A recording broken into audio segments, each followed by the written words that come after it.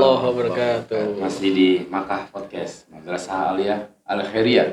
Hari ini luar biasa, kita kedatangan tamu yang spesialis tertampang, terganteng, ganteng gitu ya. Terlalu. Bang Hafiz Salim. Ya. Siapa yang nggak kenal beliau? Pemain film Sintong ya. Yang spesialis kicir-kicir dulu matanya, luar biasa. Dan Masya Allah hari ini kedatangan tamu yang luar biasa nih, Bang Hafiz Salim. Ya. Di MA Al Khairiyah. Terima kasih banget kedatangannya. Amin ya Allah. Dan didampingi juga langsung Pak Kepseknya, Bapak Kepala Sekolah, Bapak Haji Edi Muhammad. Insyaallah. SPDI. Ya, SPDI. Bebas terserah antum aja. Oh gitu. Jadi kalau lulusan bulan sering lupa.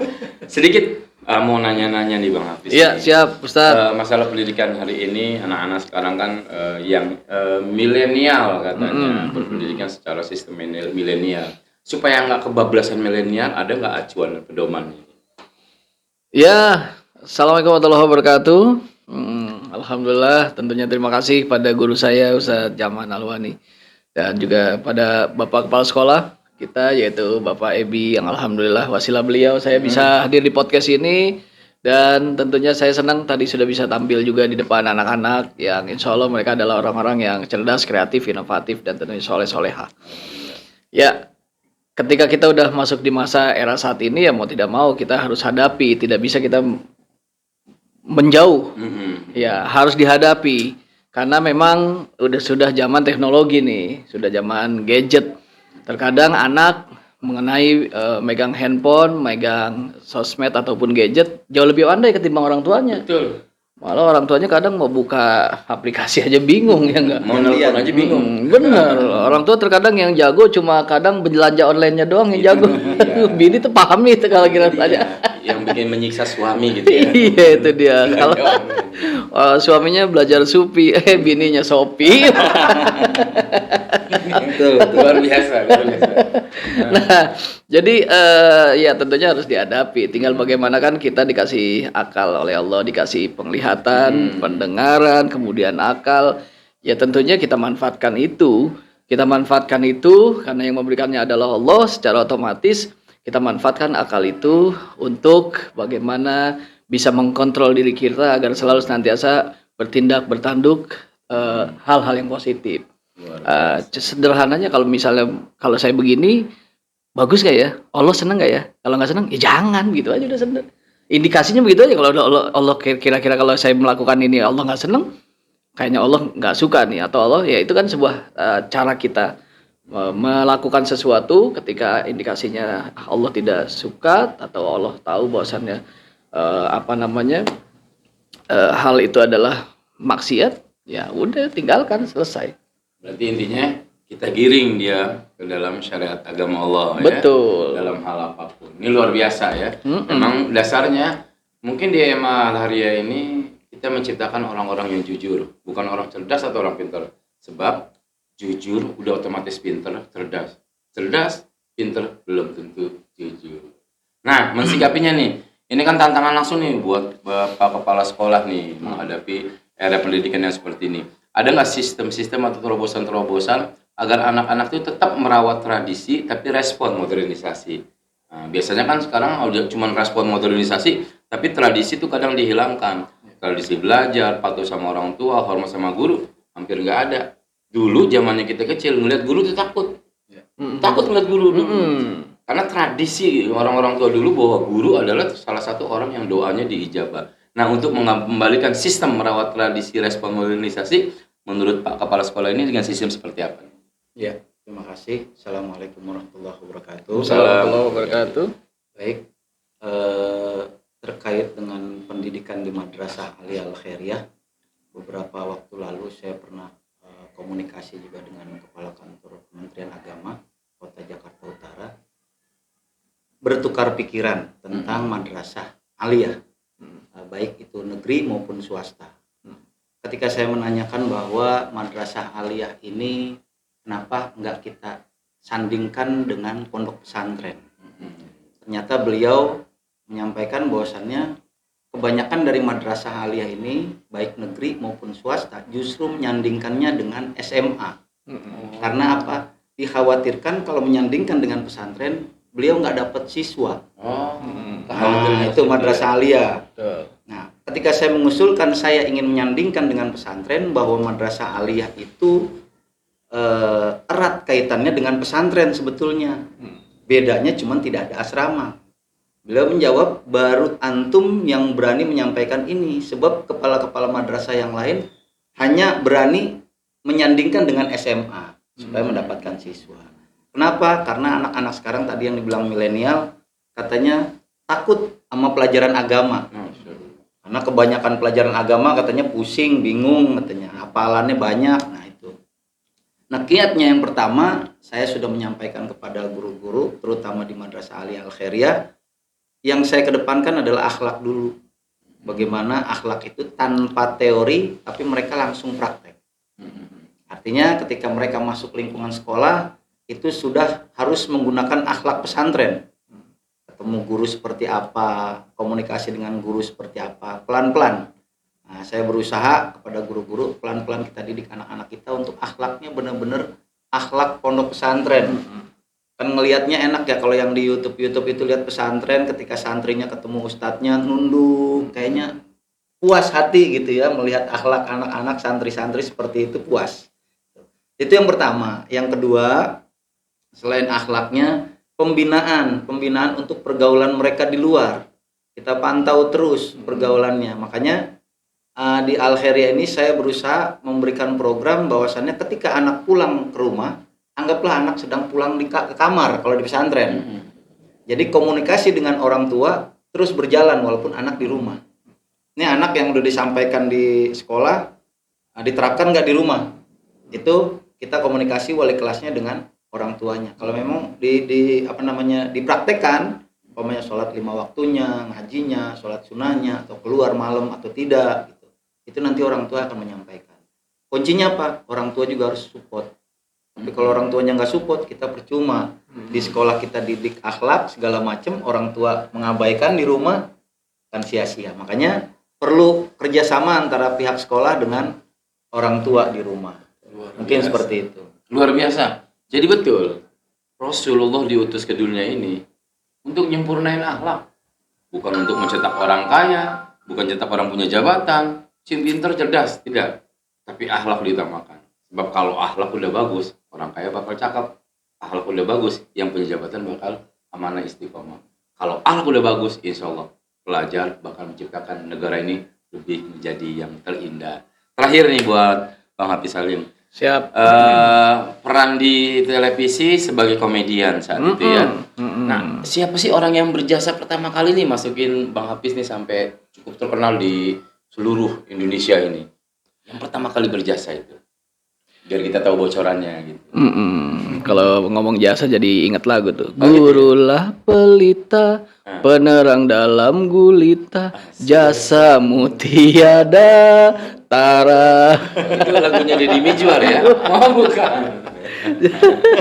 Kalau bicara jasa, sebetulnya ya alhamdulillah jasa orang-orang yang memang di dunia entertain ini ada beberapa yang saya temukan gitu ya, saya dapatkan. Dan tentunya ini kalau bicara di entertain, tidak satupun dari keluarga, baik dari kakek nenek, baik dari ibu bapak, itu yang di dunia entertain. Gak ada, karena memang bapak saya juga seorang guru ngaji, walaupun dia karyawan tapi buka majelis di rumah, majelis buat anak-anak, baca basicnya lah ya. Kemudian setelah saya setelah lulus SMA itu, kemudian saya kuliah seperti biasa pada umumnya teman-teman kuliah, tapi karena memang bakat saya adanya di entertain, di seni gitu ya, lebih ke komedi. Nah disitulah yang saya asah, saya terus kemudian saya pelajari dan akhirnya cari linknya. Nah, karena saya pengen menjadi seorang entertain komedi, ya saya harus bergaul sama orang-orang entertain komedi. Saya harus bergaul dengan pelawak. Begitupun hidup kita, kalau kita pengen belajar ahli komputer ya bergaulnya sama orang-orang jago komputer gitu kan. Kalau orang pengen ahli bahasa, kumpul saja sama orang-orang biasa ngomong bahasa Inggris, Korea dan sebagainya kan gitu.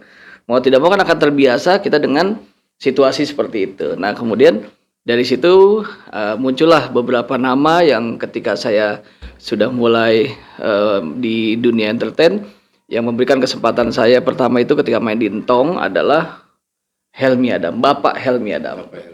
Pak Helmi Adam itu adalah sutradara Entong dan sebelumnya adalah sutradara Spontan yang dulu saya pernah main juga tahun 2002. Baru muncullah di 2005 saya audisi pelawak TPI, saya alhamdulillah kemudian menjadi 10 besar. Kemudian lanjut dipercaya dengan sinetron Kafir saat itu dan kemudian sinetron Entong. Dan di Entong itu kembali sutradaranya Pak Helmi lagi karena sudah melihat kapasitas saya bermain, potensi saya dia lihat, akhirnya diajak main lagi tuh di Entong tuh. Disuruh mata kicir begini. Wah, itu Gitu. dia. Sebetulnya syuting yang paling berat, acting yang paling berat. Ciri khasnya itu. Ciri khas itu paling berat. Karena yang lain dibilang biasa-biasa saja. Paling cuma dialek. Ya enggak. Paling cuma gestur tubuh yang gitu. Kalau Bang Salim mata begini ya enggak? Seharian ya. Iya begitu saya paling capek. Karena berhubung ada duitnya saya paksain. Itu kadang ke bawah nggak di rumah tuh.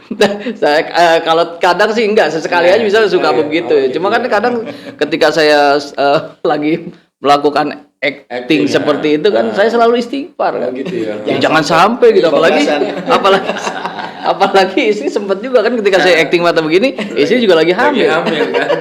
Coba bayangin, coba ngelihat abang pasti amit-amit coba bayi. gitu. Jangankan istri sendiri, orang lain juga yang mungkin istrinya lagi hamil ngelihat saya syuting mata begitu langsung megang perut. Ting bating gitu.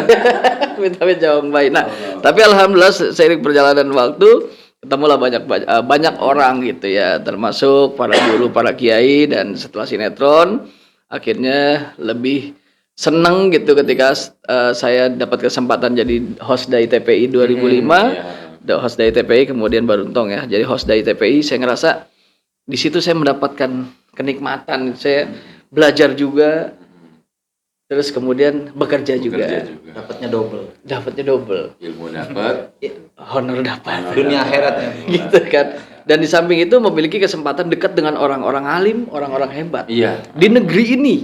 Masya Allah. Di negeri ini coba bayangkan seperti Kiai Haji Yusuf Mansur, kemudian almarhum Ustadz Jeffrey, almarhum Syekh Ali Jaber, saya pernah dampingin programnya, kemudian saya dampingin juga Syekh Kiai Safi Antonio, Masya Allah. ahli ekonomi syariah. Di negeri ini loh.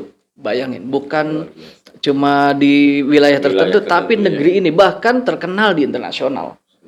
Ya gimana nggak bangga, gimana nggak senang. Dan itulah yang akhirnya saya coba terus manfaatkan kesempatan yang Allah berikan kepada saya, dan akhirnya saya manfaatkan untuk belajar lagi, dan akhirnya disinilah saya merasa bersyukur sudah mulai ya ada orang mintanya udah bukan MC lagi, mintanya ngisi kajian, ceramah dan sebagainya.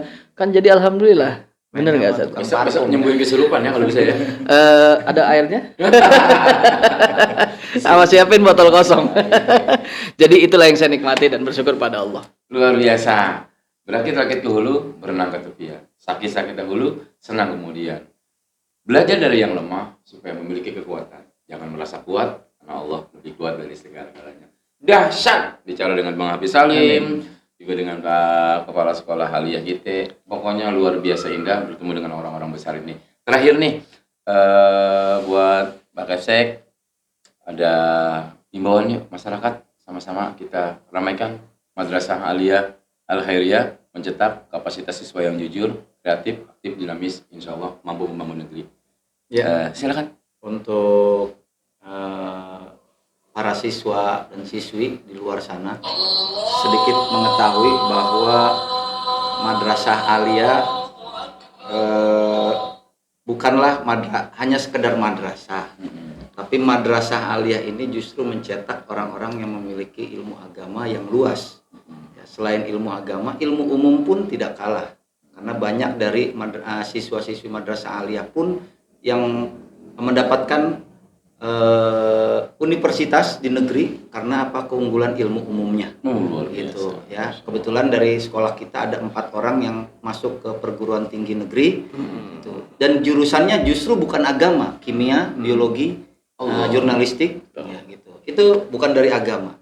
Itu menunjukkan bahwasannya ilmu di Madrasah Aliyah ini bukan hanya ilmu agama yang dikedepankan, tapi ilmu umum pun tidak kalah dengan SMA atau SMK. Mudah-mudahan untuk tahun 2022 ini saya berharap khususnya Madrasah Aliyah Al Khairiyah bisa mendapatkan siswa pilihan nomor 1. Biasanya aliyah itu pilihan nomor 2 setelah SMA. Kalau SMA habis penuh aliyah. Saya berharap tahun-tahun selanjutnya para siswa memilih aliyah dulu. Kalau aliyah udah penuh baru ke SMA. Mudah-mudahan itu harapan saya ke depannya, merubah image itu supaya orang condong kepada madrasah aliyah terlebih dahulu. Ibu bapak siapapun yang menonton, ayo masukkan anaknya ke aliyah, sebab insya Allah di sini mencetak orang-orang yang kenal siapa dirinya, otomatis dia kenal siapa Tuhannya. Subhanallah. Jangan bangga jadi orang yang terbaik, sebab terbaik belum tentu berbuat baik. Tapi banggalah jadi orang yang banyak berbuat baik. Itulah manusia yang paling terbaik. Hafiz, silakan pesan-pesan terakhir. Khawatir ntar habis ini mau dikubur. Ya. Oh enggak ya? Buat motivasi. Insya Allah ngomongin begitu jadi kita jadi romannya ntar kayak duluan lah. Lebih tua ya. Siap. Ya, kita harus sadari sama potensi yang apa yang kita miliki dan kita punya. Tentunya jangan merasa minder dengan sesuatu yang kita lemah dalam satu bidang. Karena bisa jadi kita di bidang yang lain itulah yang terlihat dan muncul nanti dalam kehidupan. Jadi jangan pernah merasa diri kita, jangan pernah merasa rendah diri, tapi usahakanlah kita menjadi orang yang rendah hati. Tentunya pelajari potensi yang kalian punya, karena bisa jadi dari potensi itulah yang menghadirkan keberkahan dari Allah Subhanahu wa taala. Insya Allah kita akan jadi sesuatu, dan ingat ketika sudah jadi, jadilah orang yang bermanfaat, karena sebaik-baik manusia adalah manusia yang bermanfaat buat manusia lainnya. Mudah-mudahan berkah. Luar biasa. Hari ini Masya Allah dapat pelajaran, ilmu, dan mudah-mudahan ini jadi bekal terbaik buat bangsa Indonesia di masa yang akan datang. Bersama Aliyah, maka Madrasah Aliyah Al Khairiyah majukan bangsa, kreatif, aktif, dinamis, insya Allah berkah. Bersama saya Jamal Maulani, Saya Hafiz Salim. Ahmad Ubi Mukafa. mohon maaf, billahi taufiq wal hidayah. Assalamualaikum warahmatullahi wabarakatuh.